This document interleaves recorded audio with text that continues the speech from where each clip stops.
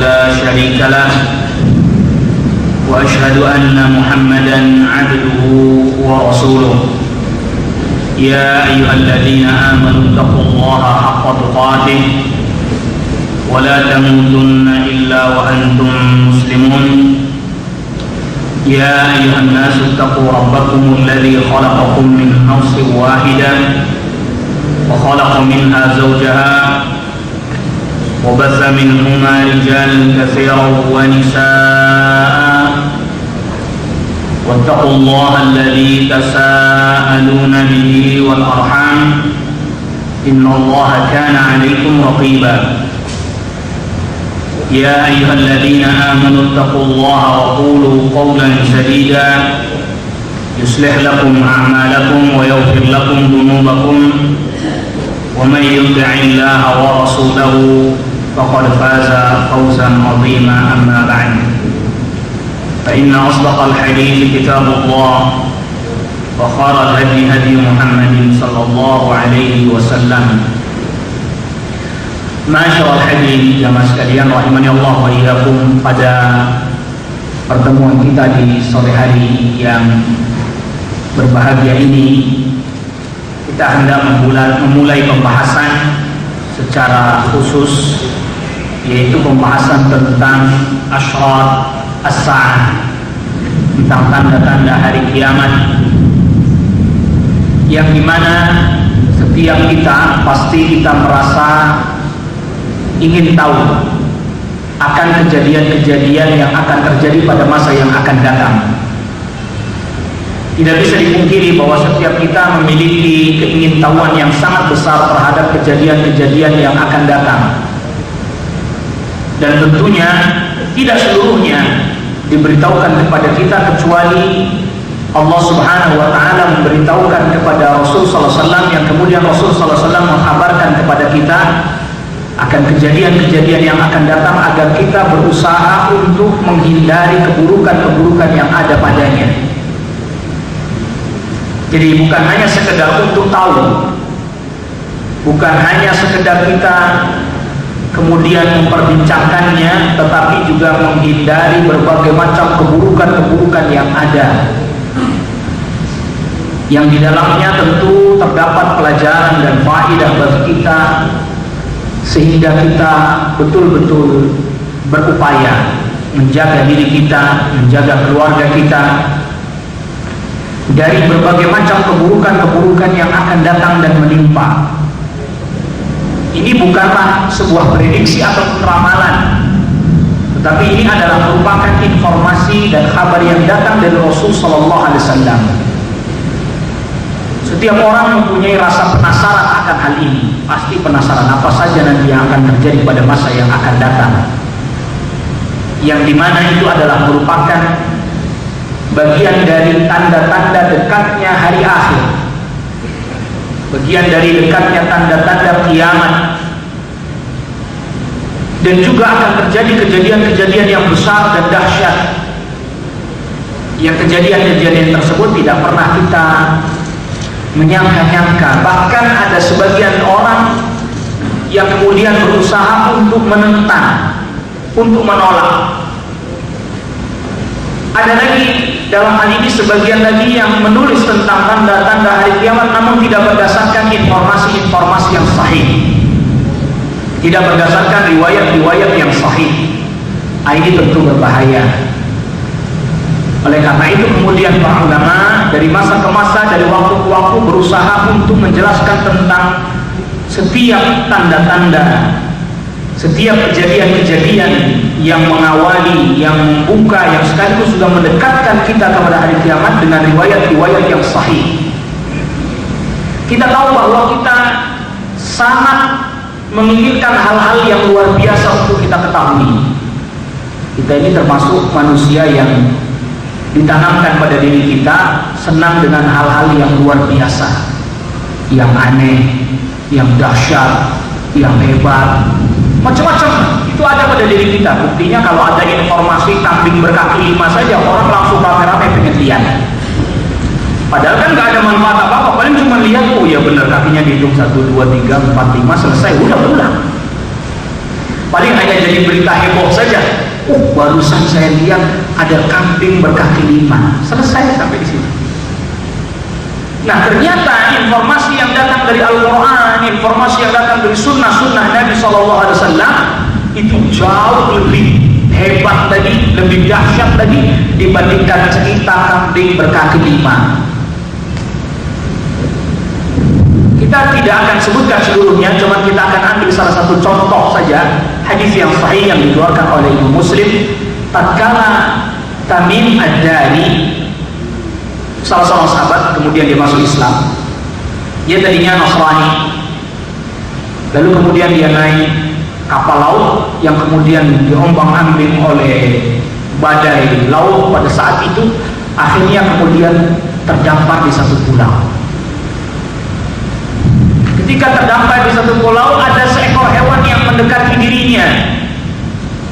Dalam hadis itu disebut jassasah. Nama hewannya jassasah. Itu hewan tersebut dari kepala sampai buntutnya nggak diketahui mana yang kepala mana yang buntut, karena dipenuhi oleh bulu-bulu yang begitu tebal. Dan di hadis itu nggak disebut ini hewan jenis apa nih, kriteria apa. Jassasah itu nggak disebutkan kriterianya jenis apa ini, hewan apa. Pokoknya dari depannya, kepalanya sampai buntutnya berbulu semuanya. Yang lebih mengagetkan lagi, ini hewan ngomong sama sahabat Tamim Ad-Dari ini. Dia sama Tamim Ad-Dari ngomong, bicara. Anda mau lihat di dalam ruangan itu ada seseorang yang sedang dibelenggu, coba datangi dia. Itu hewan bicara. Tuh, itu kan lebih dahsyat lagi ya. Mungkin kalau orang kita sekarang bilangnya bombastis. Memang orang kita itu kan senang yang bombastis gitu, yang aneh, yang luar biasa, yang di luar nalar. Itu kita senang yang begitu-begitu. Ternyata hadis-hadis sahih menginformasikan hal-hal yang bombastis. Contohnya itu tadi jassasah, yang kemudian ternyata ketika Tamim Ad-Dari masuk ke bangunan itu, di dalamnya terdapat Dajjal yang sedang dibelenggu. Yang singkat cerita kemudian dia ceritakan hal itu kepada Rasulullah SAW, yang kemudian ia pun masuk Islam. Itu kan hal luar biasa, hal-hal yang luar biasa. Nah, memang manusia, tadi kita sudah sebutkan di awal, memiliki rasa penasaran terhadap masa depannya seperti apa, walaupun bisa jadi dia tidak mengalaminya.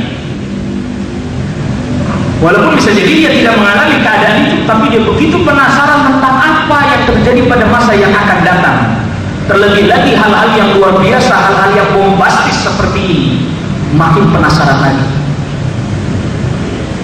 Dan masih banyak lagi nanti kita akan dapat hal-hal yang luar biasa, yang mungkin kita belum pernah mengira-ngira, kita pun belum pernah menyangka-nyangka.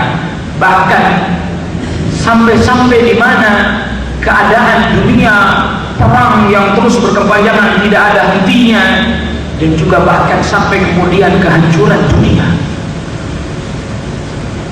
yang mungkin oleh sebagian orang hal ini ditolak, dianggap hanya sebagai dongeng belaka. Untuk sebagian orang ini hanya sebagai cerita saja, tapi tidak bagi kaum muslimin, tidak bagi orang-orang beriman. Mereka berhati-hati dalam menerima informasi, karena ini terkait dengan keyakinan dan akidah mereka, sekaligus juga ini terkait dengan masa depan mereka, terkait informasi tentang hal-hal yang akan datang. Nah, oleh karena itu kemudian para ulama mengklasifikasi, rahimahullah jami'an, mengklasifikasi bahwa tanda hari kiamat itu ada 3 macam. Yang pertama, al-asyraq as-sughra, tanda-tanda kiamat yang kecil. Tanda-tanda kiamat yang kecil ini adalah tanda-tanda hari kiamat yang telah lewat, telah lalu, dan hari ini tidak akan muncul lagi. Jadi dia telah berlalu, telah lewat, dan tidak akan muncul lagi pada saat sekarang ini. Nanti kita akan sebutkan beberapa contohnya. Ya, seperti diutusnya Nabi SAW sudah lewat, wafatnya Rasulullah SAW sudah lewat. Nah, hari ini tidak akan berulang lagi. Ini yang pertama. Jadi al-asyarat as-sughra, tanda-tanda hari kiamat yang kecil. Yang kedua, ini disebut dengan al-asyarat al-wusta, pertengahan, tanda-tanda hari kiamat yang pertengahan. Apa ini? Ini adalah tanda-tanda hari kiamat dulu ada dan terus berlanjut sampai sekarang pun ada. Seperti contohnya diangkatnya ilmu, menyebarnya kejahilan, kebodohan dalam urusan agama menyebar. Itu terus berlanjut terus. Lalu kemudian sedikit demi sedikit wafat para ulama dan susah didapati penggantinya. Karena memang tanda diangkatnya ilmu adalah wafatnya para ulama. Menyebarnya kemaksiatan di mana-mana. Ayyushrabal khamr pun diminum. Dan masih banyak lagi, zina pun mulai dihalalkan sedikit demi sedikit dan terus bertahap. Ya, kayak belakangan ini yang lagi rame, Pekan Zina Nasional. Pekan Zina Nasional itu dirubah sedikit aja, diselubungkan istilahnya. Coba dibikin jelas, mesti orang makin paham. Dan macam-macam. Ini kan membuat orang supaya kemudian merasa bahwa zina itu biasa. Ya, bebaslah masing-masing orang. Gak usah saling ngurusin orang lain, masing-masing aja dan sendiri-sendiri aja. Itu faktanya. Itu faktanya. Dikesankan supaya zina itu biasa, tidak apa-apa. Ya sudahlah masing-masing saja. Gak usah Anda ngurusin orang lain. Ngapain Anda yang jadi sibuk ngurusin orang? Ini termasuk tanda-tanda yang wusta, yang pertengahan. Jadi terus berlanjut sampai nanti puncaknya. Wal'iyadu billah wa nasallallahu alaihi wasallam, zina pun di tempat umum. Jadi yang paling malu pada saat itu zinanya di balik tembok. Di sebelahnya ada orang, sebelahnya berzina. Itu yang paling malu. Jadi ini terus berjalan. Perzinahan di mana-mana bebas. Ya, orang setidaknya merasa bahwa zina itu nggak apa-apa. Ya hak asasi lah, masing-masing aja, nggak usah saling mengganggu. Udah biarin aja. Jadi terus berjalan. Jadi dia tidak berhenti terus. Nah ini yang disebut oleh para ulama tanda-tanda yang pertengahan, yang al-wusta itu tadi.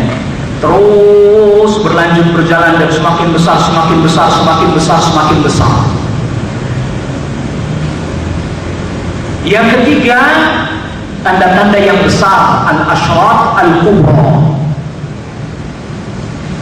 Apa itu tanda-tanda yang besar? Tanda-tanda yang besar itu adalah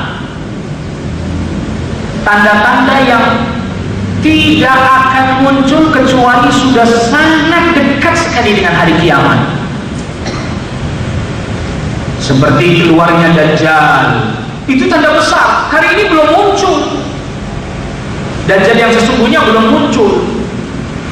Jadi kalau ada orang yang berkata bahwa hari ini Dajjal sudah muncul, buktinya banyak pendusta, banyak orang yang mengaku sebagai nabi, itu belum Dajjal yang sesungguhnya. Itu baru yang pertengahan. Itu baru tanda yang pertengahan. Muncul para nabi-nabi palsu. Itu baru tanda yang pertengahan tadi, yang terus berjalan dan bergulir. Dajjalun, kadzabun, para pendusta, kulluhum yaz'umu annahu nabi, masing-masing mereka mengaku sebagai nabi. Itu tanda pertengahan, belum tanda yang besar. Di puncaknya Dajjalnya bukan cuma mengaku sebagai nabi, tapi mengaku sebagai Rabbul Alamin, sebagai Tuhan. Termasuk juga keluarnya Ya'juj wa Ma'juj. Termasuk juga terbitnya matahari dari barat.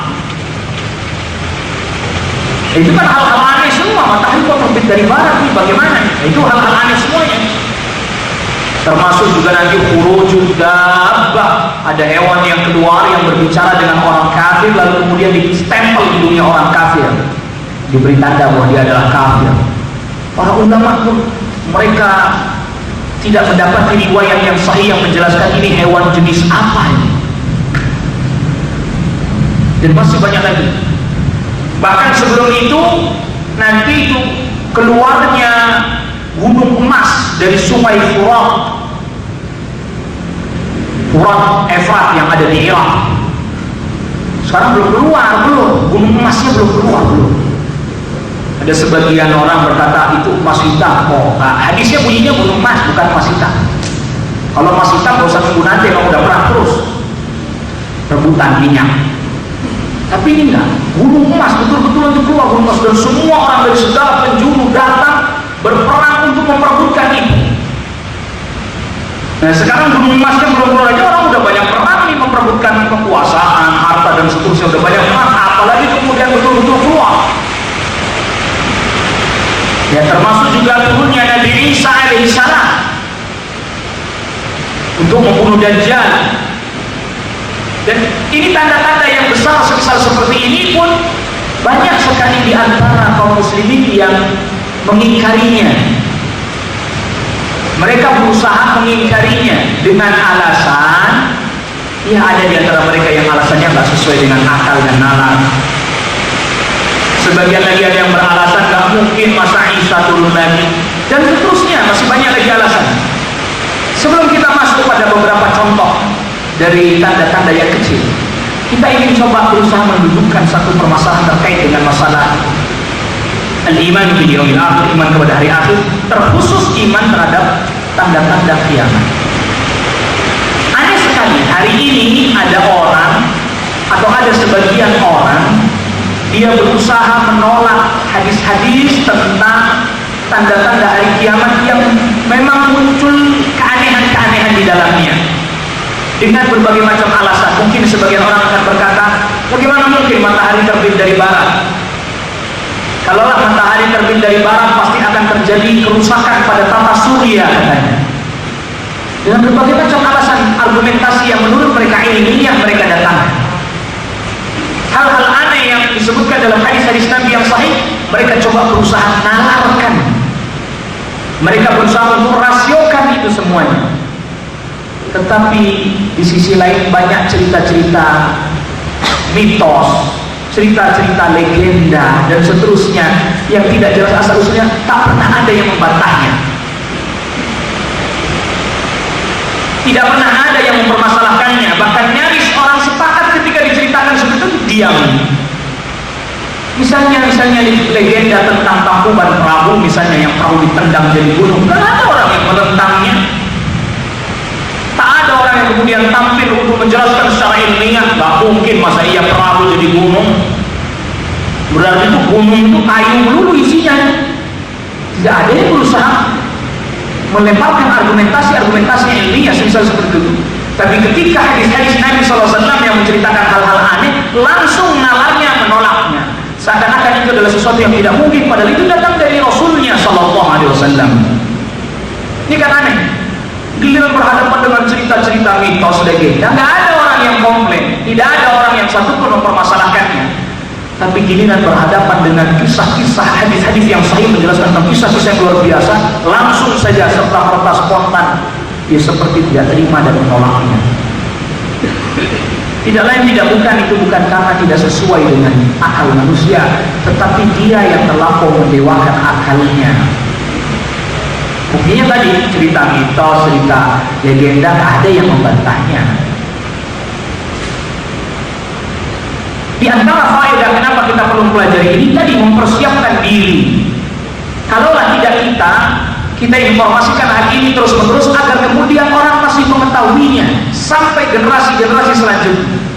Bayangkan di masa seperti sekarang ini saja, sudah sedikit sekali masjid, musalla, pengajian-pengajian yang mau menghabarkan, menginformasikan tentang hal ini. Sudah sedikit sekali. Dan kita tidak mengatakan tidak ada sama sekali, sedikit sekali yang masih mau menjelaskan, memberitahukannya. Padahal Rasulullah SAW tidaklah ada satu kebaikan kecuali beliau telah jelaskan kepada umatnya agar kemudian melaksanakannya. Sebagaimana tidak ada keburukan juga agar kemudian umatnya menjauhinya dan diberitahukan kepada mereka. Sehingga kemudian ketika seseorang mempelajari ini bukan hanya sekedar dongeng dan cerita, yang kemudian dampaknya ia pun semakin takut kepada Allah. Dia pun semakin memperbaiki amalan dan ibadahnya, dia pun semakin meningkatkan ketaatannya kepada Allah Subhanahu wa taala, kejujurannya dan seterusnya. Jadi menjadi seorang yang memiliki ketaatan yang betul-betul dia bisa menjadikan dirinya menjadi orang yang baik dalam timbangan manapun. Ya, dalam timbangan manapun. Jadi kalau ada orang berkata, buat apa kita belajar begini? Orang yang mengetahui tangga itu dia akan berhati-hati. Dia akan betul-betul menjaga dirinya, meningkatkan ketaatannya, ibadahnya, waspada, was-was yang artinya di sini dia terhadap keburukan-keburukan yang selalu menyintainya. Tidak pernah merasa kemudian ya udahlah santai-santai saja lah, hidup bermengalir sebagaimana adanya, tidak. Nah, orang yang semisal seperti inilah yang kemudian dia layak diberi amanah. Orang yang semisal seperti inilah orang yang layak diberikan amanah, orang yang layak diberikan tanggung jawab terhadap satu urusan, karena dia betul-betul mengetahui bahwa kehidupannya bukan hanya hari ini saja, bahwa kehidupannya bukan hanya untuk setahun, 2 tahun, atau hanya sekedar 10 tahun, 20 tahun saja, tidak. Tetapi kehidupan sebenarnya adalah kehidupan yang nanti di akhirat. Sehingga Rasulullah SAW pun sabdakan dalam hadis yang diriwayatkan oleh Imam Tirmidzi, dan Al-Imam Tirmidzi menilai hadis ini hadis hasan. Rasulullah SAW sabdakan, al-kayyisu man dana nafsahu wa amila lima ba'dal maut. Orang yang cerdik pandai adalah orang yang dia selalu memperhatikan dirinya, menghitung-hitung dirinya, menghisab dirinya, dan dia beramal yang amalnya dia dedikasikan untuk nanti setelah kematiannya, yang buahnya nanti bisa dia petik untuk hari akhirnya. Ini Rasulullah SAW sebut cerdik pandai dan cendekia, al-kayyis. Bagaimana orang bisa seperti itu? Bagaimana orang bisa terbentuk seperti itu? Ya, kalau dia mempelajari tentang hari akhir, dia mempelajari tentang al-iman bil yaumil akhir, ya kan bisa. Sedangkan yang kedua, wal ajiz, orang yang lemah, ia lemah akalnya, ia lemah semangatnya, ia lemah keinginannya, bahkan bisa jadi pun membuat lemah tubuhnya. Siapa dia? Wal ajizu man atba'a nafsahu hawaha. Orang yang lemah adalah orang yang memperturutkan setiap keinginan dirinya, dan kemudian wa tamanna 'ala Allahil amani. Sudah itu dia berangan-angan berbagai macam kebaikan dari Allah. Pengennya hidupnya nanti di akhir itu nikmat, senang, bahagia, tetapi dia tidak mau mengekang dirinya sedikit pun. Semua keinginannya diikuti semuanya, tapi pengennya nanti juga ikut enak juga. Padahal kita tahu untuk urusan dunia saja, kita mau senang mesti harus payah dulu, mesti harus capek dulu, mesti harus susah dulu, mesti harus bekerja dengan sekuat tenaga dulu. Itu urusan dunia, apalagi itu urusan akhir. Maka orang-orang yang terbuai karena dia tidak mempelajari tanda-tanda hari kiamat, karena itu membuat orang waspada, dia tidak terbuai. Orang-orang yang terbuai dia akan berkata begitu, ya sudahlah, hidup cuma satu kali, katanya. Padahal kan hidup nggak satu kali, habis itu nanti hidup lagi. Tapi apa yang hidup cuma satu kali, buat apa dibikin susah? Apaan sih? Hidup tuh nggak usah kaku-kaku banget. Udah habis kerja capek, pakai suruh kajian, kaku banget sih hidup. Nggak pernah santai. Hari Sabtu kajian lagi, hari Minggu pemain klub pengajian lagi. Orang kerjanya kok, hidupnya kok kaku banget, sudah dari Senin sampai Jumat kerja, lalu kemudian Sabtu Minggunya ngaji, kajian lagi. Kapan lo kita istirahatnya? Kapan lo kita santainya? Katanya hidupnya kaku. Ini hidup kayak begini cuma sekali dinikmati dong. Kita tidak katakan orang beristirahat tidak boleh, bukan istirahat, silahkan. Tetapi tahukah kita ternyata istirahat yang sebenarnya istirahatnya batil. Para ulama itu boleh dibilang gak pernah ada liburnya, itu mereka tuh gak ada hari liburnya. Kapan istirahatnya tuh mereka? Kapan liburannya itu?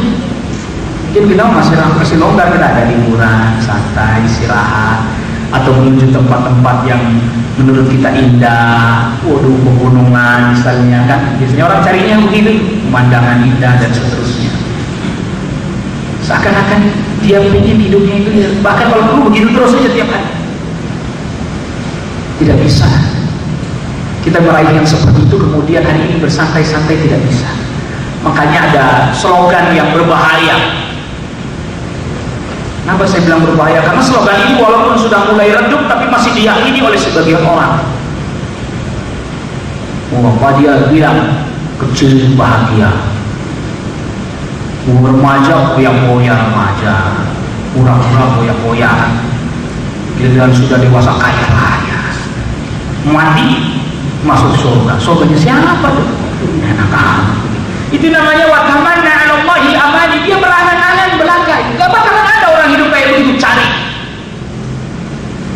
Fir'aun aja tuh susah payah mempertahankan kerajaannya, sampai akhirnya dia keluarkan keputusan bahwa setiap bayi laki-laki yang lahir bunuh.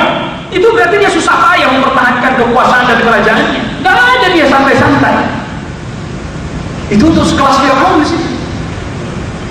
Nah, maka dengan mempelajari ini tanda-tanda hari kiamat, apa yang akan terjadi nanti, bagaimana, seperti apa, bahkan kondisinya bagaimana, yang walaupun nyaris tidak bisa kita bayangkan dengan benak kita, apakah kita masih ada di zaman itu, apakah kita masih hidup di zaman itu, tetapi tidak bisa dipungkiri, jangankan kita, para sahabat pun mereka begitu memperhatikan riwayat-riwayat tentang hal tersebut dari Rasulullah SAW, sehingga kemudian mereka pun meriwayatkan sampai hari ini kepada kita. Dan kalaulah kita tidak lagi kemudian menyampaikannya dan menginformasikannya, maka riwayat-riwayat itu hanyalah sebagai sebuah catatan-catatan yang usang yang kemudian teronggok di dalam lemari-lemari dari catatan-catatan dan kitab-kitab para ulama. Tak ada lagi yang menyentuhnya, tak ada lagi yang menghabarkannya, tidak ada lagi yang menginformasikannya.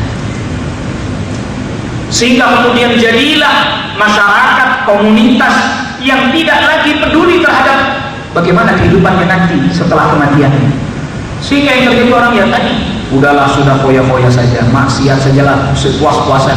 Hidup cuma satu kali, susah amat. Kerja juga buat apa? Habis kerja udah, kebanyakan dari kita udah hamburkan saja, habiskan saja. Sehingga kemudian kehidupannya betul-betul hari libur itu betul-betul dijadikan momen hari menghamburkan saja, menghamburkan apa yang dia dapat. Capek-capek kerja masa kita suruh susah lagi, hamburkan saja, habiskan saja. Akhirnya kemudian tercipta, terbentuk generasi-generasi yang memiliki model pandangan hidup yang serba praktis menurut mereka. Bahkan bukan cuma itu, oportunis, pokoknya kita dapat kita habiskan, kita dapat kita habiskan, selesai urusan. Tidak ada sedikit pun terbersit tentang bagaimana masa depan saya yang sesungguhnya. Lagi-lagi masa depannya hanya sekedar mati selesai. Waliyahumillah sallallahu alaihi wasallam. Oleh karena itu para ulama menulis, bahkan sampai hari ini termasuk tulisan yang cukup terkenal, tulisannya Syekh Dr. Yusuf bin Abdillah bin Yusuf Al-Wabil, bahkan itu tesis magister tentang tanda-tanda hari kiamat. Itu kenapa sampai masih dibahas, padahal kan para ulama sudah banyak yang membahas tentang hal itu. Itu kenapa masih dibahas? Karena supaya manusia tersadar bahwa kehidupannya sudah begitu dekat dengan hari kiamat. Baik, yang pertama termasuk tanda, ini tanda kecil, kita sebutkan beberapa tanda kecil. Yang pertama tadi kita sudah singgung, diutusnya Nabi Sallallahu Alaihi Wasallam. Rasulullah Sallallahu Alaihi Wasallam sabdakan dalam hadis yang sahih yang diriwayatkan oleh Imam Al Bukhari dan Muslim dari sahabat Anas bin Malik radhiyallahu anhu, berkata Anas bin Malik, Rasul Sallallahu Alaihi Wasallam sabdakan, bu'ithtu ana was-sa'atu kahataini. Aku diutus sedangkan hari kiamat seperti ini. Beliau SAW isyaratkan dengan jari telunjuk yang dirapatkan dengan jari tengah. Aku diutus sedangkan hari kiamat seperti ini. Apa ini maksudnya?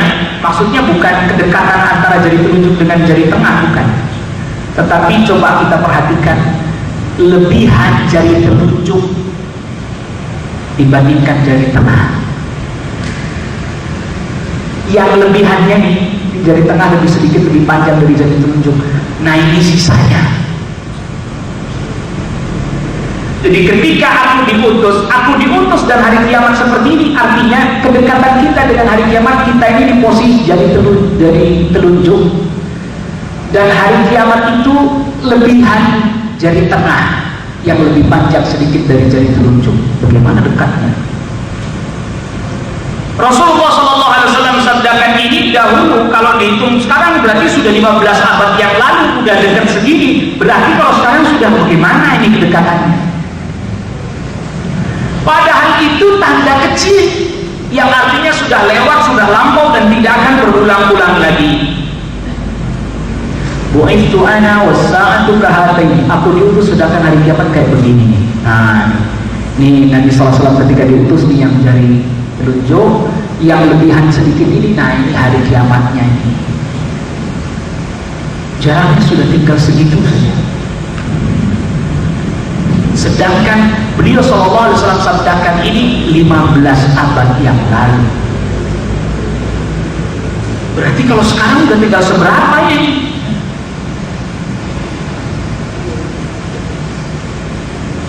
Jadi ini karena apa? Karena zaman sudah berlalu begitu panjangnya. Zaman sudah lewat begitu panjangnya. Sudah berapa banyak manusia yang dikuburkan di perut bumi ini semenjak Adam alaihissalam. Ya memang Nabi SAW termasuk Nabi akhir zaman, ya, karena tidak ada lagi Nabi setelah beliau SAW, tidak ada lagi Rasul setelah beliau SAW. Ini dekat sekali. Di dalam riwayat yang lain Rasul SAW sabdakan, bu'ithu fi nasamis sa'ah. Aku diutus di pintu hari kiamat, artinya begitu dekat sekali dengan hari kiamat. Jadi kita sudah sebutkan kalau masanya Nabi SAW beliau sabdakan ini sudah 15 abad yang lalu beliau sabdakan, aku diutus dekat dengan hari kiamat seperti itu tadi kedekatannya. Bagaimana pada masa kita? Termasuk juga Rasulullah SAW sabdakan terkait dengan terbelahnya bulan. Sahabat Anas bin Malik radhiyallahu anhu juga diriwayatkan oleh Muslim. Jadi bulan itu pernah terbelah, yang dimana betul-betul terbelah. Jadi orang-orang Quraisy meminta kepada Nabi SAW bukti bahwa dia adalah seorang Nabi dan Rasul. Lalu kemudian Rasul SAW memohon kepada Allah Rabbul Alamin sehingga kemudian bulan terbelah, betul-betul terbelah. Bahkan di antara dua bukti nampak. Yang lalu kemudian orang-orang Quraisy melihat hal tersebut, melihat tanda-tanda kebesaran itu, mukjizat itu, tapi mereka tidak juga beriman. Allah Subhanahu wa taala firmankan di dalam surah Al-Qamar ayat yang pertama dan kedua, iqtarabatis sa'atu wa syaqqal qamar. Telah dekat, lihat redaksinya, bukan akan dekat, telah dekat hari kiamat. Wan syaqqal qamar, dan terbelahlah bulan. Diutusnya Nabi SAW, mukjizat-mukjizat yang muncul dari Rasul SAW itu bagian dari tanda-tanda hari kiamat yang kecil, yang artinya dia sudah berlalu dan tidak akan pernah terulang lagi. Termasuk terbelahnya bulan, betul-betul terbelah. Lagi-lagi orang akan berpikir, gimana ceritanya bulan terbelah? Sekarang kok gak kelihatan ada bekas-bekasnya? Tapi itulah faktanya, kenyataan bahwa mukjizat Nabi SAW di antaranya terbelahnya bulan itu menjadi tanda juga dekatnya hari kiamat. Karena tadi kita sudah sebutkan diutusnya Rasulullah SAW saja adalah merupakan tanda hari kiamat. Kenapa tidak? Karena memang Nabi yang terakhir, tidak ada lagi Nabi setelahnya, tidak ada lagi Rasul setelahnya, maka itu adalah merupakan tanda dekatnya hari kiamat. Karena tidak ada lagi Nabi dan Rasul setelahnya, maka tidak pernah dikatakan diutusnya Isa alaihissalam adalah tanda dekatnya hari kiamat. Tidak ada. Tidak ada juga dikatakan bahwa diutusnya Musa alaihissalam sebagai tanda hari kiamat. Tidak ada. Tidak ada juga diutusnya Daud alaihissalam sebagai tanda hari kiamat. Padahal Daud pun termasuk akhir zaman. Kalau dilihat dari masanya Nabi Adam, maka dalam hadis yang diriwayatkan Al-Imam Tirmidzi, tatkala Allah Subhanahu wa taala sempurna ciptakan Adam alaihissalam, lalu kemudian ditiupkan roh. Dan ketika roh itu sampai kepada kepalanya Nabi Adam alaihissalam bersih. Dan kemudian dengan izin Allah, Adam alaihissalam mengucapkan Alhamdulillah. Dan itulah kalimat pertama yang keluar dari lisannya Adam alaihissalam, Alhamdulillah. Karena dia bersih dan mengucapkan Alhamdulillah. Setelah selesai diciptakan itu, lalu kemudian Allah Subhanahu wa taala keluarkan dari punggungnya Adam alaihissalam seluruh keturunan-keturunannya sampai hari kiamat. Lalu kemudian Adam alaihissalam melihat ada di antara keturunannya yang di antara kedua matanya memancarkan cahaya. Lalu ditanya, terus Adam alaihissalam bertanya, ya Rabb, ya Allah, ini siapa ini? Oh, itu nanti keturunanmu di akhir zaman. Siapa namanya? Namanya Daud. Daud itu sudah akhir zaman.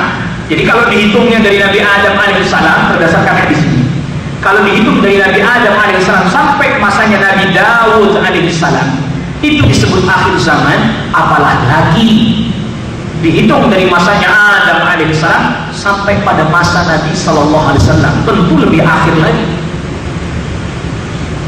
Ya, tentu lebih akhir lagi. Jadi kalau masanya Daud alaihissalam, Allah Subhanahu wa taala berfirman, ini dari keturunanmu yang nanti dia pun menjadi nabi, namanya Daud. Itu disebut akhir zaman. Keturunanmu akhir zaman. Apalah lagi kemudian Nabi sallallahu alaihi wasallam makin ke belakang lagi. Makanya tadi tersisa cuma tinggal segini saja. Ini lebihan jari tengah ini lebih panjang sedikit dibandingkan jari telunjuk. Sisanya tinggal segitu.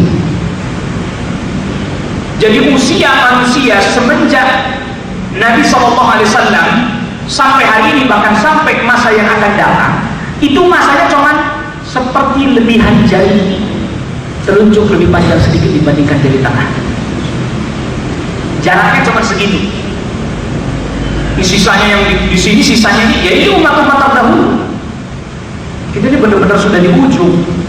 Mungkin menurut perhitungan kita lama, tapi tidak demikian dalam perhitungan Allah Jalla wa'ala.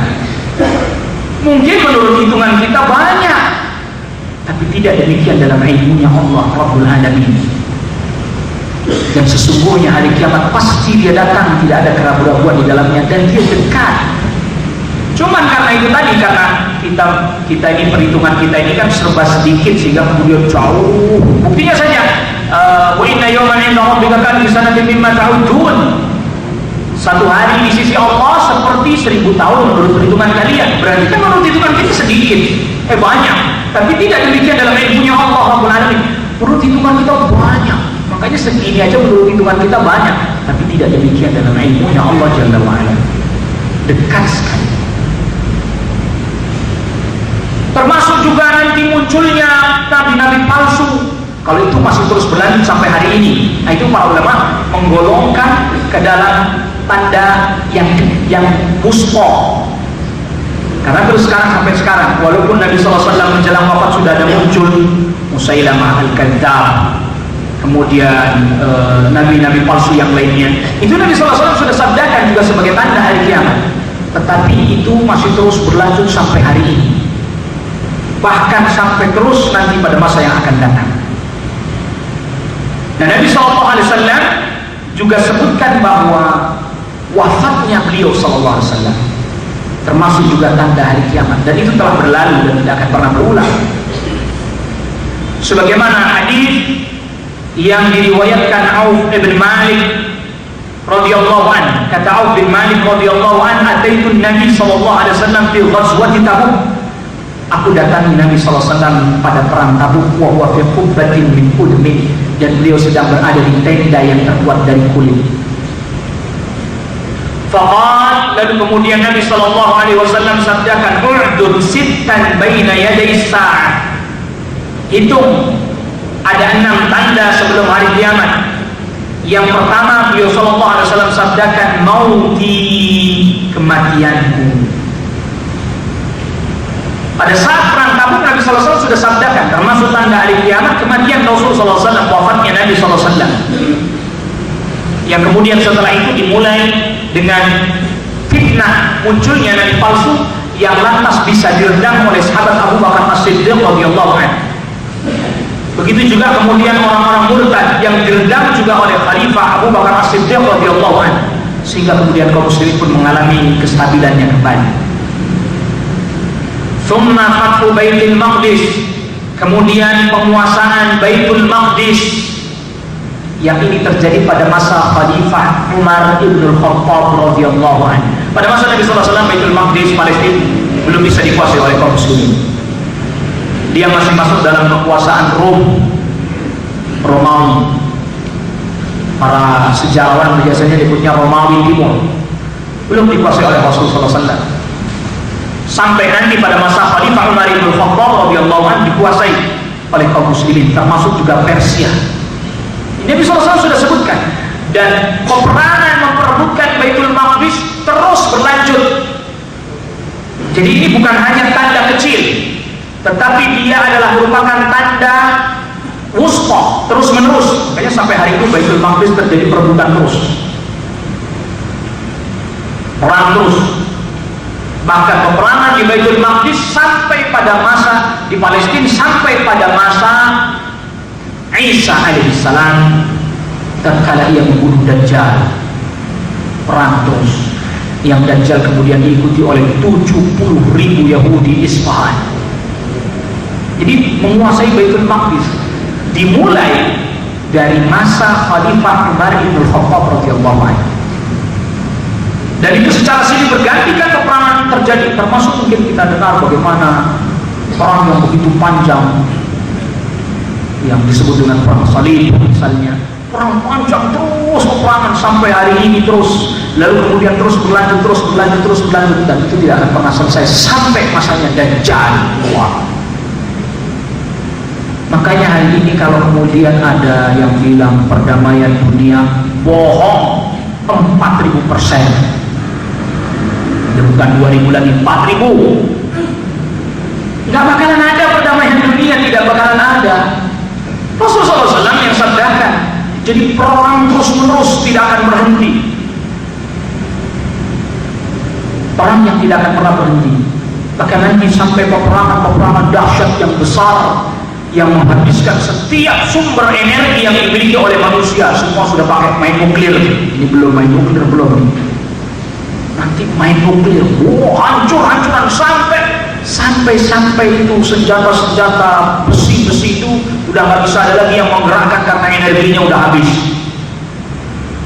Jadi tank udah tinggal jadi kayak besi tua teronggok. Terus diapain? Lebur lagi, bikin jadi pedang panah manual lagi perangnya. Itu kan termasuk nanti nggak bakal masak sih, nggak mungkin. Itu Rasulullah SAW sabdakan. Makanya hadis-hadisnya nyebutin nanti termasuk Nabi Isa alaihissalam nanti ketika membunuh Dajjal pakai tombak, nggak ada disuruh pakai laser, nggak ada. Hadisnya nyebutin pakai tombak. Makanya pernah ketika disampaikan di satu kajian semisal seperti ini, kita informasikan itu dibunuhnya oleh Nabi Isa Dajjal itu ditombak.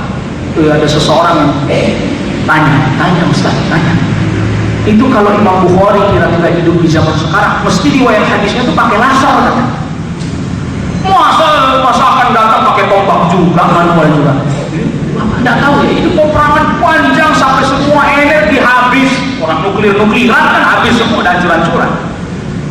Jadi sekarang belum apa-apa, sekarang baru sedang ini ada pemanasan. Ibarat cuma lagi cubit-cubitan doang aja. Negeri ini sama ini baru pemanasan, baru cubit-cubitan doang, belum perang beneran, belum. Allahu Akbar, nasallallahu alaihi wasallam. Itu korban udah banyak berjatuhan, itu belum perang besarnya. Bagaimana perang besar? Sampai semua habis, nanti kalau sudah habis tinggal lagi senjata-senjata canggih, udah nggak bisa dipakai, energinya udah nggak ada. Akhirnya besinya dilebur lagi, bikin jadi pedang, bikin jadi tombak, manual, perangnya manual lagi. Itu sekaligus menunjukkan begitu besarnya syahwat manusia terhadap peperangan. Manusia tuh keinginannya sangat besar untuk menguasai untuk memonopoli. Itu besar keinginan manusia, makanya perang terus. Selama manusia masih memiliki keinginan untuk menguasai, untuk memonopoli, dan seterusnya, perang tidak akan pernah berhenti. Termasuk tadi itu keluarnya gunung emas dari Sungai Pura, orang ingin menguasai, perang tidak akan pernah berhenti. Sampai perang manual lagi. Nalar kita pun mulai berpikir, gimana perang manual lagi? Ya memang begitu keadaannya, naik kuda lagi, kembali lagi seperti zaman dahulu. Semua teknologi tidak bisa lagi digunakan pada saat itu, karena habis sudah, sumber-sumber energinya sudah habis. Mungkin kita hari ini berkata nggak mungkin, tapi ternyata sudah banyak peneliti yang mengatakan ini sumber energi bumi sudah mulai kritis. Belum apa-apa udah mulai kritis. Bagaimana kalau sudah terjadi perangnya udah nuklir, udah nggak main perangnya cuma kecil-kecilan. Jadi ini belum seberapa. Lalu kemudian selanjutnya summa mutan ya'khudhu fikum ka'u'asil ghanam.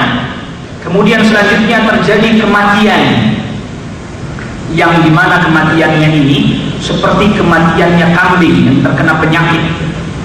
Wah.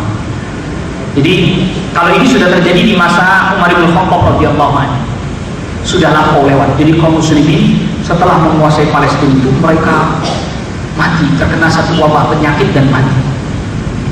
Mereka ketahui ini kenapa ini, pokoknya satu penyakit mereka mati. Dan matinya hampir semuanya bersamaan. Berarti kalau yang ini sudah tanda yang sudah lalu. Lalu kemudian orang bertanya, sekarang mungkin tidak terjadi? Sebagian para ulama katakan itu hanya terjadi pada saat itu. Adapun sekarang orang kena wabah dan seterusnya, tidak seperti dahsyatnya pada saat itu. Lalu kemudian selanjutnya, thumma istifadul mal hatta yu'fi ar-rajul hatta yu'ta ar-rajul mi'ata dinar fayadhallu saqitan. Kemudian banyak harta. Nah, banyaknya harta di sini para ulama mengartikan ini termasuk tanda-tanda yang sudah lalu dan masih akan terjadi lagi. Dulu di masanya Umar bin Abdul Aziz menjadi khalifah, itu harta berlimpah sehingga orang nggak ada lagi yang mau menerima duit uang. Dikasih 100 dinar aja, 100 dinar doang. 100 dinar. 1 dinar kalau umpamanya 1 juta aja berapa? 100 juta. Kalau 2 juta 200 juta. Ini 100 dinar dikasih orang, nggak mau lah. Saking banyaknya harta. Kalau sekarang nggak usah 100 dinar, 20.000 aja ngantri, 30.000 aja desak-desakan nginjak temannya sampai mati. 100 dinar orang dikasih nggak mau, 100 dinar nggak. Sebagian para ulama katakan itu pada masanya Umar bin Abdul Aziz, dan itu akan berulang lagi nanti pada masa Al-Mahdi menjadi khalifah, menjadi pemimpin. Nah, kalau yang itu di akhir zaman, orang nggak ada lagi yang mau menerima, bahkan sampai sedekah itu dicari-cari yang menerima. Siapa yang menerima sedekah? Nggak mau, nggak butuh. Udah dicukupi semua, ngapain sedekah? Nggak usah. Sampai akhirnya kemudian ada orang, kamu mau sedekah ya ambil aja sendiri. Sedekah sampai nggak dikasih, nggak dibagi, suruh ambil sendiri, ambil aja sendiri, butuhnya berapa ambil dah. Itu baitul mal begitu banyak sekali hartanya sehingga orang yang butuh suruh ngambil sendiri. Mau butuh ya ambil sendiri, terserah berapa aja ambil, nggak usah pakai dibatas-batasin, bawa pulang aja semua. Akhirnya dia berangkat ke baitul mal, pas ketika mau ngambil terbersit dalam hatinya, ngapain saya ngambil, orang di rumah juga udah cukup, nggak jadilah. Kalau sekarang enggak. Jadi ini nanti para ulama jelaskan begini. Pada saat itu bukan hanya sekedar harta yang berlimpah saja, bukan. Sebab kalau hanya sekedar harta yang berlimpah, manusia pasti merasa kurang terus walaupun telah berlimpah. Buktinya gajinya udah ratusan juta tetap aja korup-korup juga. Gaji ratusan juta masih korup. Kardus tempat sepatunya dolar. Buat apaan dolar itu proses itu coba? Kalau kamu kamar mandi dolar, buat apa dolar ditaruh di situ? Cuman buat ditontonin doang. Jangan-jangan dia sudah bahagia sambil mandi sambil liatin dolar, sudah bahagia walaupun nggak dia apa-apain. Allahu Akbar, nasallallahu alaihi wasallam. Maka para ulama katakan di zaman itu bukan hanya sekedar orang hartanya berlimpah, negeri mencukupi kebutuhannya, tetapi Allah Subhanahu wa ta'ala jadikan hati mereka kaya. Makanya Rasulullah SAW sabdakan, laisal ghina an kathratil arab walakinnal ghina ghinan nafs. Sesungguhnya kaya itu bukan karena harta yang berlimpah, tapi hati yang kaya. Jadi pada saat itu hartanya berlimpah, hatinya orang-orang pada saat itu pun diberikan hati yang kaya. Sehingga tadi kamu masih butuh sedekah, coba ya, saya datang ke Baitul Mal. Sampai di Baitul Mal, mana harta yang katanya mau buat sedekah buat saya? Ada, ambil aja lah, terserah, ambil berapa banyaknya. Ketika dia masuk, dia mengambil, serakah sekali saya ya, padahal sudah cukup. Nggak jadilah. Itu kan karena kaya hatinya. Kalau hatinya nggak kaya, walaupun hartanya berlimpah, tetap aja lumayan juga, suruh diambil banyak-banyak, ambil. Sekarang nggak pakai disuruh aja ngambil banyak-banyak, apalagi pakai disuruh. Lihat, ternyata diberikan kekayaan hati juga, dijadikan pemimpin yang adil, dipenuhilah bumi dengan keadilan. Lalu kemudian akhirnya ini rakyatnya pun diberikan kaya hatinya, dipenuhi kebutuhannya. Udah cukup ya, udah cukup, buat apa lagi? Saya perlu apa lagi? Karena itu tadi Rasulullah SAW sabdakan, kekayaan yang sebenarnya itu bukan harta yang berlimpah, tetapi kekayaan yang sebenarnya adalah kaya hatinya. Tuh hartanya berlimpah, hatinya tidak kaya. Mentalnya bukan mental orang kaya. Jadi bicara tentang mentalitas ini, sikap mental, bukan bicara soal harta atau ada orang kaya, bagus mobilnya, rumahnya dan seterusnya, hartanya berlimpah, angka di rekeningnya entah berapa nolnya, kan bedanya cuma nol doang kan ya. 100.000 sama 1 juta kan cuma beda 0,1 aja. Tapi kalau hatinya bukan hati yang dipenuhi kekayaan oleh Allah Subhanahu wa ta'ala, itu miskin luar biasa. Ya, gimana dah miskin? Minta terus. Tapi mereka yang Allah berikan kekayaan pada hatinya, tak mau mereka, walaupun kehidupannya sulit dan susah. Nah, kalau sekarang begitu, terlihat begitu tuh, yang kaya terus begitu, dan yang fakir ya fakir. Tapi nanti tidak ada kesenjangan, rata semua, kasih semua, dipenuhi semua kebutuhannya. Termasuk nanti pada masanya al-mahdi, dipenuhi bumi ini dengan keadilan sebagaimana telah dipenuhi sebelumnya dengan kezaliman, sehingga susah orang cari sedekah. Nah, kondisinya kalau udah kayak begitu, persaingan kehidupan juga tidak lagi terlampau tinggi, kesenjangan sudah nggak ada. Jadi gimana mau kemudian saling, mungkin kalau kita sekarang saling iri dan seterusnya, karena sama-sama memiliki kemakmuran yang sama, kesejahteraan yang sama. Mungkin kalau sekarang beda, berubah. Kita tidak berdiri bahwa setiap orang mesti berusaha untuk memiliki prestasinya, namun tentu dengan cara-cara yang sesuai dengan aturan syariat. Tidak boleh dia mengikuti cara-cara yang menyelisih syariat. Sampai seperti harta banyak berlimpah, kaum musliminnya juga kemudian diberikan hati yang kaya. Bukan. Tidak ada lagi. Kalau sekarang kan masih sering kita dengar tawuran, memperebutkan lahan parkir misalnya. Coba, lahan parkir, bunuh-bunuhan, lahan parkir. Nggak tahu tuh lahannya juga punya siapa, nggak ngerti juga. Pokoknya saling menguasai satu sama lain. Perang, tawuran. Allahu Akbar, Rasulullah. Begitu murahnya nyawa, padahal begitu besar dan mulianya di sisi Allah, tapi sekarang menjadi begitu murah. Kami kan harta. Padahal kita ketahui bahwa hilangnya dunia seluruhnya itu jauh lebih ringan dibandingkan nyawa satu orang mukmin, satu orang muslim. Tapi hari ini boro-boro hilangnya dunia, gara-gara lahan parkir bisa hilang nyawa. Bahkan mungkin dengan angka yang sangat kecil, Rp2.000, Rp3.000, bisa hilang nyawa. Cuman gara-gara urusan angka yang seperti itu.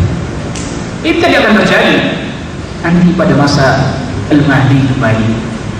Tidak akan terjadi dia nanti. Nah, Al-Mahdi juga nanti insya Allah kita bahas secara khusus, karena Al-Mahdi yang dipahami oleh para ulama tidak seperti Al-Mahdi yang dipahami oleh Ar-Rafidhah. Jadi dia lahir, namanya seperti namanya Nabi SAW, nama ayahnya seperti nama ayahnya Nabi SAW. Dia lahir, jadi bukan muncul. Jadi sekarang belum ada, belum lahir, dia belum lahir. Nanti dia lahir dan kemudian menjadi pemimpin. Dan juga kemudian Rasulullah SAW sabdakan, "Tsumma fitnatun la yabqa baitun minal arab illa dakhalathu." Lalu kemudian muncul fitnah yang tidak tersisa satu rumah pun dari orang-orang Arab kecuali fitnah tersebut masuk.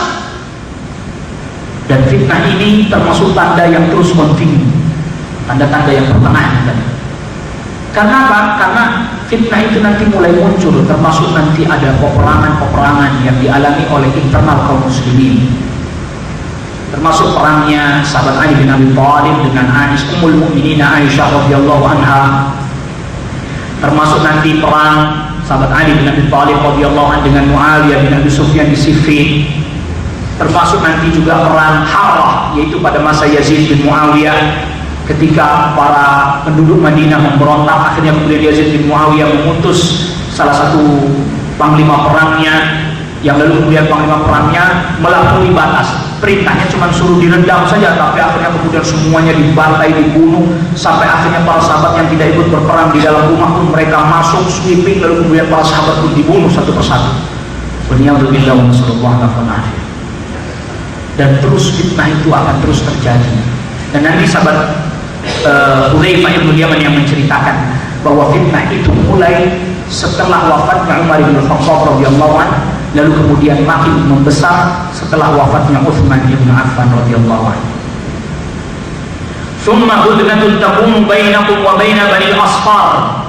Lalu kemudian terjadi perdamaian antara kalian dengan orang-orang Bani al-Asfar. Bani al-Asfar ini kalau sekarang diterjemahkannya orang Eropa, orang-orang berkulit kuning, Rasulullah SAW menyebutnya. Jadi ini perang melawan Yahudi, Eropa dan seterusnya, dan sekutu-sekutunya. Itu terus, itu gak berhenti-berhenti. Jadi perdamaian ini ya seperti sekarang ini, damai, nanti perang lagi, perjanjian damai, perang lagi, terus seperti itu sampai nanti pada puncaknya fayawdihumuna fayatunakum tahta thamanina ghayah, tahta kulli ghayah 12,000, sampai akhirnya kemudian mereka pun mengkhianati kalian, sehingga mereka pun mendatangi kalian di bawah 80 bendera perang. Wallahu ta'ala, Anda belum seperti itu. Yang tergabung di PBB udah nyampe 80 apa benderanya? Atau belum? Ada yang pernah itu? Jangan-jangan udah masuk ini sabda Nabi SAW. Mereka datang memerangi kalian dengan 80 bendera perang, yang di bawah setiap bendera perang terdapat 12.000 pasukan. Jadi nanti sampai pada puncaknya kaum muslimin menghadapi sekutu Bani al-Asfar. Oh, ini kayaknya belum, tidak tahu di perang dunia yang keberapa ini menghadapi mereka, sampai akhirnya mereka pun kalah, sampai nanti akhirnya Konstantin dikuasai oleh kaum muslimin. Nah, kalau sampai pada masa itu di Konstantin dikuasai oleh kaum muslimin, itu di dalam hadis-hadisnya disebutkan perangnya udah naik kuda lagi, sudah naik kuda lagi, yang nanti akhirnya kaum muslimin menang, menguasai Konstantin, yang akhirnya kemudian terdengarlah informasi keluarnya Dajjal. Oh, itu berarti dari ujung bener. Jadi ini perang terus. Nah, menariknya lagi nanti ada beberapa hadis menyebutkan ternyata pihak yang berperang ini itu sama-sama dari Bani al-Asfar, dari orang kulit putih. Pihak yang muslim juga dari kulit putih, pihak yang ini juga dari kulit putih. Sampai pernah ada yang bertanya kepada Rasulullah SAW, Rasul, kok hadis ini nyebutinnya tentang orang kulit putih semua, terus orang-orang Arab kemana? Rasulullah SAW sabdakan, al-Arabu hina idin qalil, orang-orang Arab pada saat itu sedikit jumlahnya. Jadi yang Islam pun banyak dari orang Eropa. Di masing-masing mereka perang sendiri bersamanya, perang kayak perang saudara sama-sama orang Eropa, tapi yang satu muslim, yang satunya kafir. Kubu satunya Islam, kubu satunya kafir. Orang Arabnya kemana? Rasul sedikit pada saat itu orang Arab. Pernah di suatu tempat ketika saya jelaskan itu ada orang nanya, Ustaz, kok agaknya ngomongin yang di sono melulu, orang Indonesia di mana? Wallahu a'lam, orang Indonesia nggak tahu di mana. Ya kalau orang Arab aja sedikit, gimana itu orang Indonesia? Soalnya di hadisnya nggak diceritain orang Indonesia di mana, orang Kerawang di mana, itu nggak ada ceritanya. Soalnya di hadisnya ini nggak ada ceritanya. Itu ceritanya sudah di sana semua. Ditambah lagi nanti di barat dan di timur ada penenggelaman. Daratan ditenggelamkan oleh Allah Subhanahu wa taala. Jangan-jangan Indonesia termasuk yang itu tenggelam duluan, belum sempat ngalamin perang-perang begitu udah tenggelam duluan. Karena nggak ada riwayat yang menyebutkan hal itu. Jadi tidak ada riwayat, makanya orang Indonesia di mana ya, kok nggak ada ceritanya, ini orang Indonesia nggak disebut-sebut. Wallahu ta'ala, orang Arab aja nanti diatur sama tinggal sedikit, apalagi kemudian orang Indonesia nggak ada riwayat menyebutkan hal itu, nggak tahu di mana, di Kerawang di mana ini nanti apa masih ada udah tenggelam juga. Wallahu ta'ala alam. Di pembenaman di barat dan di timur dibenamkan al-khasf yang disebut dengan al-khasf. Sampai sedemikian rupa Rasulullah SAW sudah ceritakan kepada kita. Maka tadi kita sudah sebutkan di awal, entah kita mengalami atau tidak, tetapi setidaknya dengan ini membuat kita sudah semakin yakin dan semakin berhati-hati bahwa sudah begitu dekat sekali. Oleh karena itu, ma'asyiral hadirin, jamaah sekalian rahimanallahu wa iyyakum, di fitnah yang terjadi yang juga disebutkan di dalam hadis ini tadi adalah peperangan yang tidak akan pernah berhenti. Peperangan itu sampai sekarang sudah berapa peperangan itu terjadi, belum lagi nanti selanjutnya. Kalau ada orang, ini di sini terjadi peperangan, di sini terjadi peperangan, berita tentang peperangan, memang seperti itu yang Rasulullah SAW sabda. Manusia itu selama mereka ingin menguasai sesuatu, pasti kemudian terjadi yang semisal seperti peperangan. Itulah hukum dunia. Beda dengan akhirat. Jadi kalau sudah di akhirat, di surga udah nggak ada lagi perang, udah nggak ada lagi orang musuh-musuhan, tidak ada lagi orang dengki, tidak ada lagi orang yang kemudian iri hati, sudah nggak ada, bersih semua. Oleh karena itu, ma'asyiral hadirin rahimanallahu wa iyyakum, maka hadis tadi, hadis yang tadi kita sudah sebutkan bahwa Rasulullah SAW menyebutkan 6, itu bukan berarti bahwa hanya terbatas pada 6 tanda saja. Jadi ketika beliau sabdakan untuk sittan baina yaday sa'ah, itu bukan berarti hanya 6, tapi beliau menyebutkan di antaranya. Jadi dalam hadis ini pun tercampur antara yang tanda-tanda yang kecil, tanda-tanda yang masih berlanjut, tanda-tanda yang besar, tercampur di dalamnya. Tetapi di dalam hadis ini yang ingin kita ambil sebagai tanda yang kecil, yaitu wafatnya Rasul Sallallahu Alaihi Wasallam. Itu sudah menjadi bagian dari tanda hari kiamat, dan itu juga yang disabdakan oleh Rasul Sallallahu Alaihi Wasallam. Masyaallah hadirin, ini yang bisa kita bahas pada pertemuan kita kali ini. Insyaallah ta'ala nanti kita akan masih melanjutkan pembahasan kita pada pertemuan yang selanjutnya, dan waktu yang masih ada kita gunakan untuk sesi tanya jawab. Mungkin di antara hadirin sekalian ingin mengajukan pertanyaan, ya dipersilahkan. Assalamualaikum warahmatullahi wabarakatuh. Waalaikumsalam warahmatullahi wabarakatuh. Apa Nana mau nanya, di surat Al-A'raf 187 yang salah satu artinya adalah kiamat itu amat berat huru-haranya bagi makhluk yang ada di langit dan di bumi. Tadi kan Ustaz contohnya dalam huru-hara yang ada di bumi. Huru-hara yang di langit seperti apa, Ustaz? Jazakallahu khairan. Iya. Bisa kita baca misalnya di dalam surat-surat yang pendek, di mana Allah Subhanahu wa taala sebutkan langit ini. Itu huru-hara langit itu. Iya. Langit terbelah, as-sama syaqqat. Apabila langit terbelah, itu berarti huru-hara di langit. Dan para malaikat pun mengalami kondisi yang berat dengan keadaan seperti itu. Yang Rasulullah SAW juga pernah didatangi seorang Yahudi.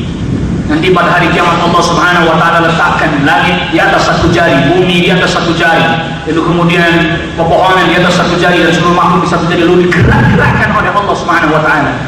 Seraya Allah Subhanahu wa taala firmankan, Anal Malik, Anal Malik, Anal Malik, akulah sang raja. Aina mulukut dunya, mana raja-raja yang ada di dunia.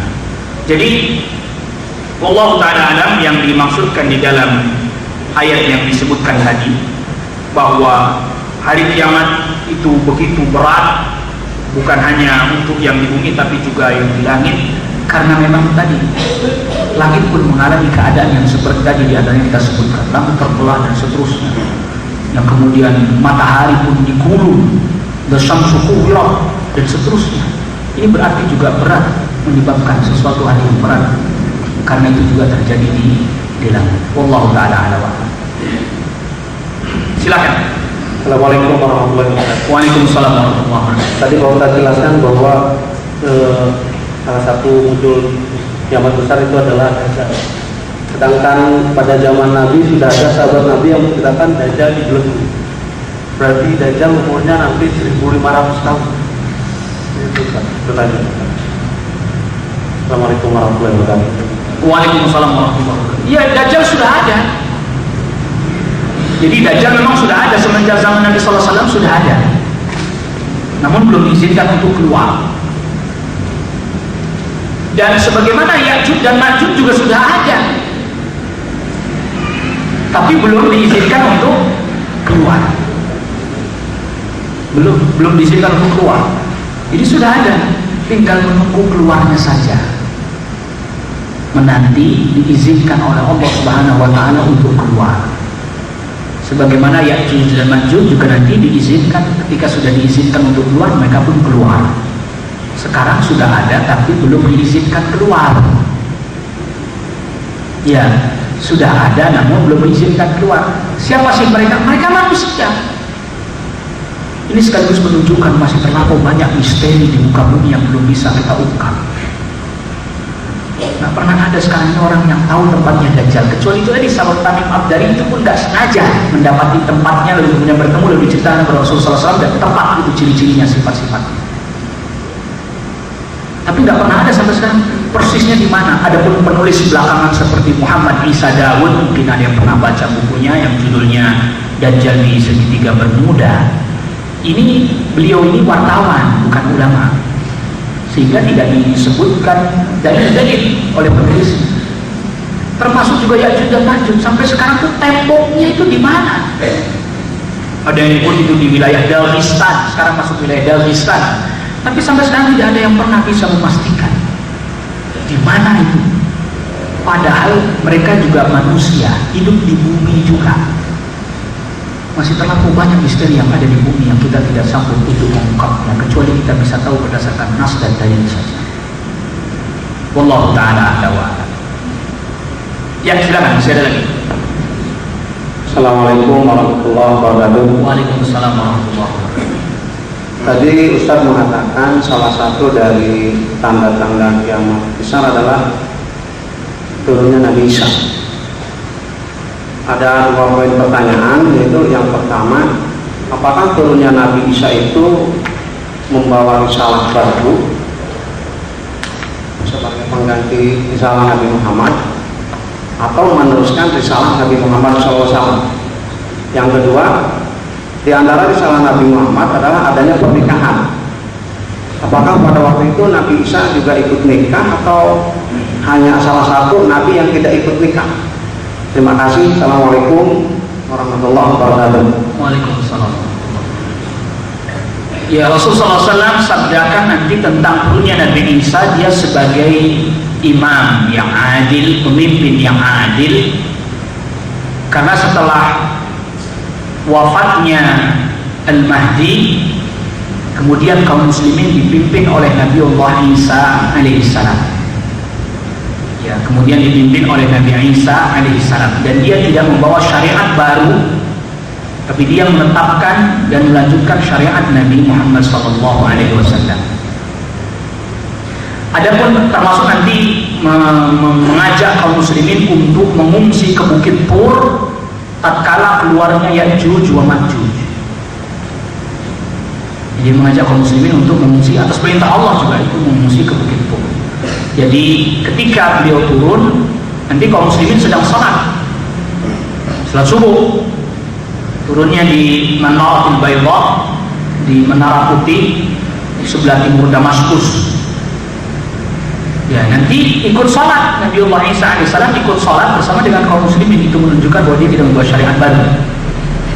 Adapun tentang pernikahannya, wallahu ta'ala alam, apakah setelah itu ada pernikahan, saya belum dapat riwayat yang menjelaskan bahwa kemudian Nabiullah Isa alaihissalam menikah. Allah Ta'ala, saya tidak mendapati dan belum mendapati riwayat tersebut. Allah Ta'ala a'la wa a'lam. Ya. Waalaikumsalam warahmatullahi wabarakatuh. Ada pertanyaan begini Ustaz. Di suatu akhir zaman nanti bahwa kita akan mengikuti suatu kaum sejengkal demi sejengkal, sehasta demi sehasta, bahkan sampai lubang biawak pun kita akan mengikutinya. Apa di zaman ini kita udah mengikuti perilaku dia, yang mana di zaman seperti sekarang ini seperti ekonomi kita adalah ekonomi ribawi dan secara proporsi kita pun udah jauh menyimpang dari nas Rasulullah SAW. Wallahu ta'ala alam, ini termasuk tanda-tanda wusta, tanda-tanda pertengahan yang dia sudah berlalu tapi terus berlanjut sampai hari ini. Yang Rasulullah SAW sabdakan, tattabi'unna sanana man kana qablakum hadwa al-qurda bil-qurda shibran bi shibrin wa dhira'an bi dhira'in hatta law dakhalu juhra ad-dabbi la dakhaltumuh. Kalian akan mengikuti cara hidup orang-orang sebelum kalian, sejengkal demi sedikit demi sedikit, sejengkal demi sejengkal, sehasta demi sehasta, sampai kalau mereka masuk ke lubang biawak kalian pun mengikutinya. Lalu kemudian para sahabat tanya kepada Rasulullah SAW, apakah yang ada maksud adalah Yahud dan Nasara? Siapa lagi kalau bukan mereka? Nah itu dulu ada yang seperti itu dan terus sekarang berlanjut seperti itu. Termasuk tanda-tanda yang pertengahan ya. Sampai sekarang berlanjut seperti itu. Dan masih banyak lagi, jadi semuanya mengikuti perilakunya. Oh itu sampai ada salah seorang ulama menulis kitab tentang masalah at-tashabbuh sampai beberapa jilid. Ya, sampai beberapa jilid. Itu menjelaskan tentang tashabbuh, bagaimana bab ini adalah bab yang sangat luas dan sangat penting sehingga dibahas demikian rupa. Termasuk ya misalnya mengikuti cara-cara perayaan mereka, misalnya mengakui perayaan mereka dan bahkan mengikutinya dan seterusnya, bahkan sampai seperti itu diikuti. Kita ini di masa-masa yang mulai di ujung-ujung ini, artinya bukan berarti kita baru mulai, sudah jalan dari dulu, sekarang kemudian berjalan lagi dan terus berjalan mengikuti. Tadi kalau ditanya terus kemudian tentang masalah ekonominya ribawi, banyak sekali. Bukan cuma itu, banyak sekali. Dan itu sampai kalau dibahas secara terperinci, begitu banyak hal-hal yang kita perlu perbaiki. Bukan hanya hal-hal besar, sampai hal-hal detail yang rinci sekalipun. Begitu banyak sekali yang kemudian mengikuti. Ya, oleh karenanya di antara buku yang juga ditulis oleh Syekhul Islam Ibnu Taimiyah yang bertajuk Iqtidah Shiratal Mustaqim di Mukhadafati Ashabil Jahim, bahwa siapa orang yang mau berada di atas Shiratal Mustaqim maka dia wajib menyelisihi mereka para penduduk neraka jahim. Mereka tidak boleh mengikuti jalannya al-maghdub alaihim dan juga jalannya ad-dallin. Maka ini di antara rahasianya mengapa permasalahan tasyabbuh ini permasalahan yang sangat penting, karena tadi bahkan di dalam sholat kita pun berusaha untuk tidak mengikuti jalan itu. Kita memohon kepada Allah, ihdinas shiratal mustaqim, shiratal ladzina an'amta 'alaihim, ghairil maghdubi 'alaihim waladdallin. Bukan jalannya orang yang dimurkai dan juga bukan jalannya orang yang tersesat. Dan tafsirnya Abdullah bin Abbas, al-maghdub 'alaihim, orang yang dimurkai al-Yahud, wal-dallin, dan orang yang tersesat adalah an-Nasara. Jadi artinya bahwa kalau mau di atas shiratal mustaqim jangan ikuti jalannya mereka, jangan ikuti caranya mereka, termasuk at-tasyabbuh. Jadi larangan tasyabbuh itu bukan hanya sekedar hadis man tasyabbaha biqaumin fahuwa minhum, bukan. Larangannya nas Al-Quran, bahkan suratul Fatihah. Ini tadi ayatnya, ihdinas shiratal mustaqim, shiratal ladzina an'amta 'alaihim ghairil maghdubi 'alaihim waladdallin. Wallahu ta'ala a'lam. Ya, masih ada lagi? Ini belum maghrib.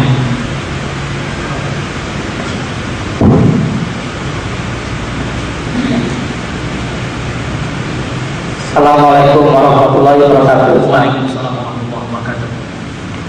Kenapa Isa alaihissalam dan Dajjal itu dinisbatkan dengan Al-Masih, padahal keduanya itu sesuatu yang berbeda gitu, Ustaz? Terima kasih.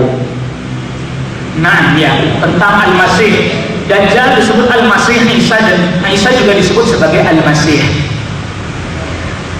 Wallahu ta'ala a'la wa a'lam. Al-Masih secara bahasa dari kata-kata masaha yang berarti mengusap. Al-Masih ini ketika disandarkan kepada Nabiullah Isa alaihissalam, sebagian para ulama katakan karena Isa mengusap orang ketika dalam keadaan sakit, lalu kemudian dengan diusap saja sembuh. Di antara mukjizatnya Nabiullah Isa alaihissalam menyembuhkan orang sakit yang buta dari lahir, diusap saja sembuh. Maka disebut dengan Al-Masih. Sebagian lagi katakan bahwa Al-Masih Isa alaihissalam disebut dengan Al-Masih karena ia berjalan tanpa pakai alas kaki, sehingga kakinya langsung mengusap tanah dan bumi. Adapun Dajjal disebut Al-Masih berarti Al-Mansuh, yang diusap atau yang dihapuskan. Artinya apa? Yang dibutakan sebelah matanya. Dajjal disebut dengan Al-Masih itu karena matanya sebelah buta. Karena Al-Masih artinya yang dihilangkan, yang diusap, yang dihilangkan artinya buta matanya sebelah. Dajjal disebut juga dengan Al-Masih karena dia mengelilingi bumi dengan waktu yang sangat singkat dan cepat. Tidak ada satu tempat pun di muka bumi yang pasti dia masuki kecuali Makkah, Madinah, dan Bukit Tur. Dalam sebagian riwayat ada tambahan Bukit Tur. Itu tidak dimasuki oleh Dajjal. Jadi dia disebut Al-Masih karena mampu melakukan perjalanan di muka bumi dalam waktu yang singkat dan cepat, seakan-akan dia mengusap seluruh bumi kecuali tempat-tempat yang tidak bisa dia masuki. Itulah perbedaannya antara Al-Masih Ad-Dajjal dan Al-Masihnya Isa alaihissalam. Walaupun kedua-duanya sama-sama disebut dengan Al-Masih, tetapi tinjauannya, maknanya berbeda satu dengan yang lainnya. Wallahu ta'ala a'la wa a'lam. Ya, masih ada lagi. Dan nanti insya Allah kita tetap bahas itu secara khusus. Kita tetap bahas tadi misalnya Al-Masih Isa dan seterusnya, Dajjal secara khusus, secara lebih detail lagi insya Allah ta'ala. Ya, termasuk bagaimana kecepatannya seperti air hujan yang dihembus angin. Dia nggak pakai kendaraan, dia nggak pakai kendaraan. Udah ada pakai kendaraan di zaman itu, sudah ada pakai kendaraan lagi. Cukup jalan kaki saja. Ya, wallahu ta'ala a'la wa a'lam. Fadhal. Assalamualaikum. Ustaz, dengan di akhir zaman ada hancuran bumi, alam dan segala macamnya, pada saat tersebut masih adakah umat muslim yang hidup pada saat hancurnya dunia tersebut? Waalaikumsalam warahmatullahi wabarakatuh. Jadi ini karena masa yang panjang peperangan dan seterusnya, sampai orang-orang mukmin, orang muslim pun tidak ada nanti diwafatkan oleh Allah Subhanahu wa taala. Bahkan termasuk Makkah, Madinah kosong. Sampai Rasulullah SAW sabdakan, ada seekor serigala masuk Masjid Nabawi, kencing di salah satu tiang Masjid Nabawi, saking kosongnya. Di orang mukmin udah nggak ada lagi. Makkah, Madinah kosong. Bahkan sampai kemudian Ka'bah itu dihancurkan oleh orang-orang kafir. Jadi itu bukan nggak ada orang mukmin lagi. Yang nanti kemudian orang pun digiring semuanya ke Palestina, Baitul Maqdis. Dan mungkin perlu kita ketahui bahwa ketika kiamat besar terjadi, semua orang kumpul di Palestina.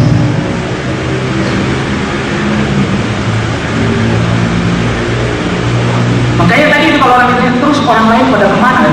Ini tuh tadi orang di timur ditenggelamkan, di barat ditenggelamkan. Jadi semua orang berkumpul di Palestina, digiring api. Di orang-orang yang belum pada di Palestina digiring api, mereka jalan. Nanti kalau malam hari apinya diem sehingga orang bisa istirahat tidur. Nanti besok hari waktunya berangkat lagi, giring lagi oleh api. Kalau dia nggak mau, dia terbakar. Sehingga semuanya nanti berkumpul di Palestina, di Syam, baru kemudian kiamat pun terjadi. Oleh karena itu para ulama pun katakan bahwa bumi, tanah, di mana tanah tersebut manusia masih berpijak dan hari kiamat terjadi, Syam, Palestina. Orang-orang mukmin sudah nggak ada. Jadi datang angin yang lembut menerpa wajah mereka, tubuh mereka, lalu kemudian berbau harum, lalu kemudian wafat. mati orang-orang beriman. Tersisa. Makanya Rasulullah SAW sebutkan orang-orang yang dimana kiamat itu terjadi pada mereka, mereka adalah seburuk-buruknya orang. Mereka adalah seburuk-buruknya orang. Wallahu ta'ala a'lam. Satu lagi Pak Ustaz. Belum maghrib, belum maghrib. Oh belum. Kalau kejadian semua kiamat adanya, kemudian Indonesia itu ditenggelamkan barat dan timur. Ulama ada yang memberikan informasi kalau di Indonesia siap-siapnya ini sebelum tenggelam. Tidak ada ceritanya, semuanya diarah terus Pak. Berarti kan Indonesia udah nggak ada, maksudnya ada informasi atau kajian bersiap-siap sebelum tenggelam. Ini masalahnya nggak ada riwayat nyebutin kapan mau tenggelamnya ini. Memang begini, memang jangankan nanti, sekarang saja sebagian para ulama, termasuk Syekh Albani rahimahullah taala, beliau katakan begini, termasuk salah satu sebab selamat dari fitnahnya Dajjal itu hijrah ke Makkah ke Madinah. Udah dari sekarang, tapi beliau katakan itu bukan menjadi sebab utama. Justru sebab utamanya selamat dari fitnahnya Dajjal ya mengikuti sunnah Nabi SAW. Kalau umpamanya dia hijrah ke Makkah ke Madinah tapi jadi orang munafik, ketika Dajjal datang keluar juga dia dari Makkah Madinah. Dan ditambah lagi tentang masalah tadi penenggelaman, gak dikasih tahu sama kita kapannya. Kalau kasih tahu mah insya Allah kita kabarin ya. Siap-siap nih tanggal sekian mau ada penenggelaman, ayo hijrah bareng-bareng gitu kan. Karena berhubung gak ada riwayat menyebutkannya, kita juga tidak tahu kapan itu terjadinya. Sehingga ini tadi kita nggak bisa kemudian mengatakan wah ini coba ya ada ulama kasih tahu supaya kita siap-siap kapan gitu ya hijrahnya biar gak ikut tenggelam gitu. Ini sebentar lagi mau tenggelam di Indonesia gitu. Allah Ta'ala karena tidak ada riwayat tersebut ya kita kemudian tidak mengatakan dan mengkabarkan hal semisal seperti tadi. Wallahu ta'ala alam. Baik, ini yang bisa kita bahas pada pertemuan kita kali ini. Wa sallallahu ala nabiyina Muhammadin wa sallallahu alaihi wasallam. Subhanallahi wa bihamdihi, asyhadu an la ilaha illa anta astaghfiruka wa atubu ilaik. Assalamualaikum warahmatullahi wabarakatuh.